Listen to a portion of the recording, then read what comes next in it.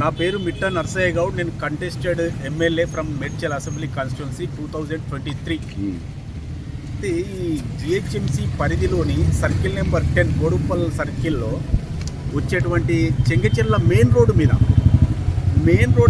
ఎలాంటి పర్మిషన్ లేకుండా భారీ షెడ్డు నిర్మించి కమర్షియల్గా గ్రానైట్ వ్యాపారం చేస్తూ ఉన్నారు.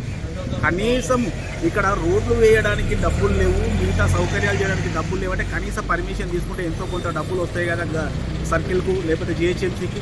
అంటే వాటిని ఎగదోపుతూ వాళ్ళ పేరు వీళ్ళ పేరు చెప్పి భారీ వ్యాపారం చేసుకోవడానికి వాళ్ళకి అవకాశం ఉన్నాయి.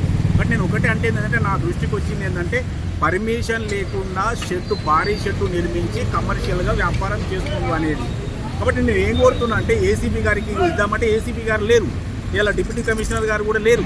నేను ఇన్వార్డ్లో కంప్లైంట్ ఇచ్చాను, కంప్లైంట్ ఇది నా దగ్గర రిసీవ్డ్ కాపీ కూడా ఉంది. నేనేమంటున్నానంటే మేడం మీరు ఇమీడియట్లీ స్పందించి మీరు విచారణ జరపండి.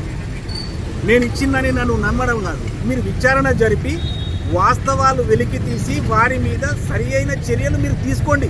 ఎందుకంటే అంత పెద్ద భారీ షెడ్లు కమర్షియల్గా మెయిన్ రోడ్డు మీద చేస్తే అడ్డుకునే దిక్కు లేదు. ఎవరి పేరు చెప్పి బెదిరిస్తారంటే విలేకరులను. కాబట్టి నేను ఏమంటున్నానంటే నేను కంప్లైంట్ ఇచ్చాను స్పెసిఫిక్గా, మీరు విచారణ చేయండి, దయచేసి విచారణ చేయండి. విచారణ చేసి వారెవరినో పిలిపించి వాస్తవాలు బయటికి తీసి అక్రమ నిర్మాణం అయితే దాని మీద సరి అయిన చర్యలు తీసుకోమని నేను డిమాండ్ చేస్తూ ఉన్నాను. నేను కూడా కాంగ్రెస్ పార్టీ స్టేట్ లీడర్ కాబట్టి నేను ఒకటే డిమాండ్ చేస్తున్నా. అంతంత పెద్ద వాటికి కూడా పర్మిషన్ లేకుంటుంటే ఇక మామూలు వాటికి పర్మిషన్ ఎందుకండి? అంటే ఇక పర్మిషన్ లేకుండా ఎవరికి వాడు కట్టుకోవడమేనా? ఇవి చాలా ఉన్నాయి. ఇది తొలుత నేను ఒకటే ఇచ్చాను, రేపటి నుండి సిరీస్ ఆఫ్ కంప్లైంట్స్ ఉంటాయి. ఎందుకంటే ఇది మన మేయర్లు ఉండేది ఇంతకుముందు, ఇది అక్కడ పీర్జాది కూడా కానీ లేకపోతే ఇక్కడ బోడుప్పల్ కానీ ఇస్తే 1.5 సంవత్సరం నుంచి తిప్పడమే తప్ప ఒక చర్య కూడా తీసుకోలే. అవన్నీ కూడా తీసుకొచ్చి అఫీషియల్ డాక్యుమెంట్స్ తీసుకొచ్చి మీకు ఇస్తా. మీరు ఈ అక్రమ నిర్మాణాల మీద సత్వరమే స్పందించి విచారణ జరిపి చర్య తీసుకోండి అని నేను డిమాండ్ చేస్తూ ఉన్నా. చర్య తీసుకోకపోతే ఇంకొకరిని అడగడానికి కూడా అవకాశం ఉండదు కదా.